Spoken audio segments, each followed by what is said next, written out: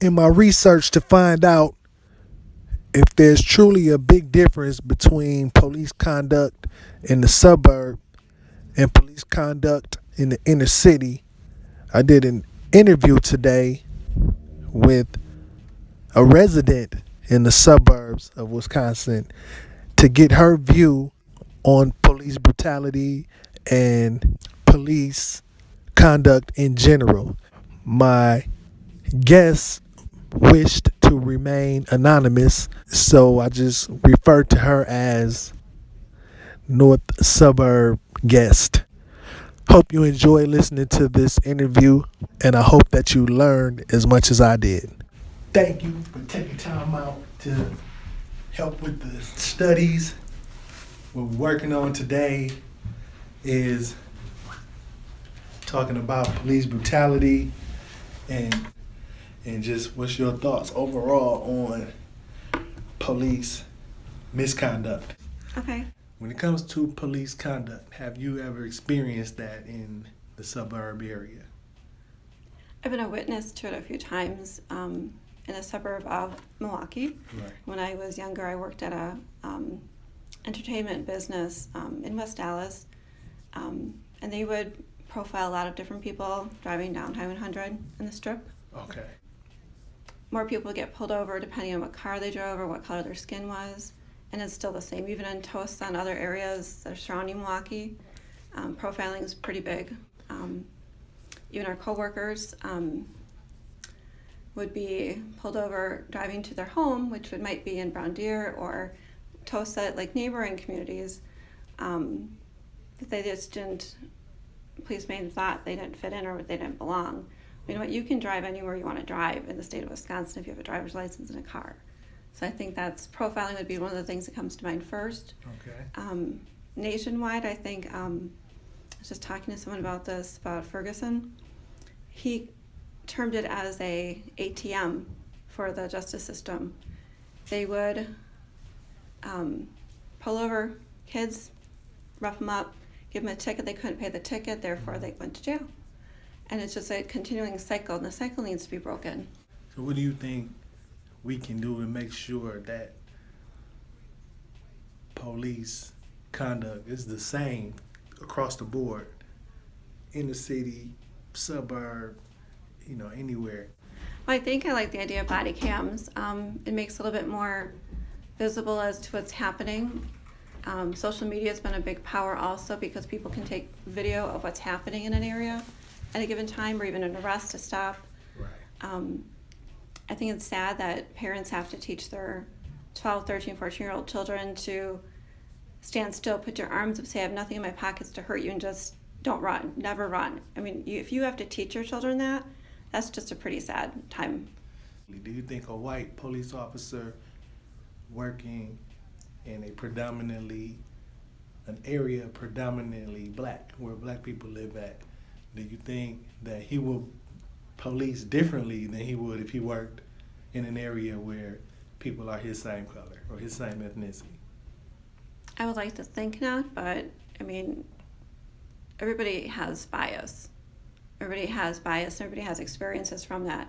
Depends on maybe where he went to school, depends on maybe where he grew up himself. I have friends who are police officers who are white, who work in the inner city, but that's where they were raised. 34th and, Right. North, or, it depends on what your background is.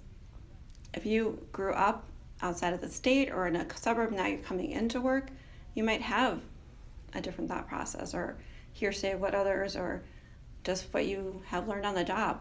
That's unfortunate. Have you witnessed police brutality before in your area? No. But then again, I'm in a suburb. I'm in a northern suburb. It's fairly diverse in the schools. However, my only experience with seeing police brutality up front in person is on social media. And I think that's a really big influence to how people are seeing what's out there, what is happening, because otherwise you'd be like, oh, I don't know about that.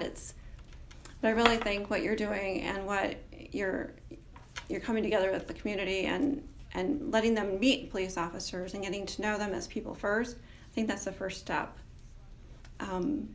I have friends who are police officers. I have family members who are police officers. And they know it's an issue. It's not an issue for them necessarily, or they hope it won't be.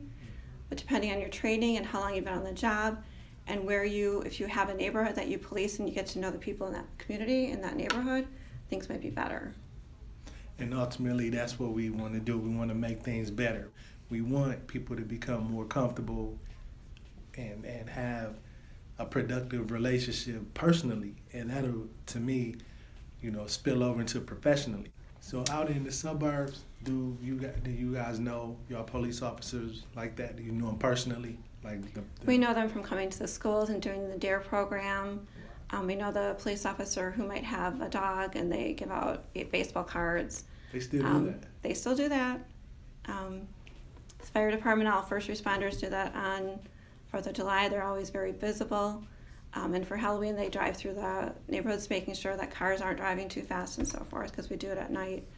I did want to mention that some of the things that I find to be a problem as well is the justice system is not fair. It's not equal. You should have a defendant, no matter who they are, whatever they did, charge them and sentence them based on the act, but not based on their background or their skin color. Some things get thrown out because they have a good attorney they can afford. I don't think that's right. The sentencing is far worse for a black male such as yourself than it would be for someone like myself or my husband. But that's been proven. That studies out there about that, and it's just awful. Do I think a police officer should go home every night safe? Yes. If they have to use excessive force, fine. Brutality, no. When do you think would be a good time for an officer to use excessive force? If someone has a gun pointed at his partner and he needs to take him out, no matter which way, tase him, hit him, shoot him in the leg, I don't know. I don't know their policies. I don't know what they consider to be excessive, or they get pulled aside and put in desk duty or whatever. Excessive force and brutality, I think, are two different things. I think if you're resisting arrest, that's a problem.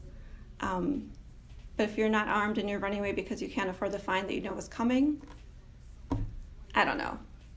I really don't know.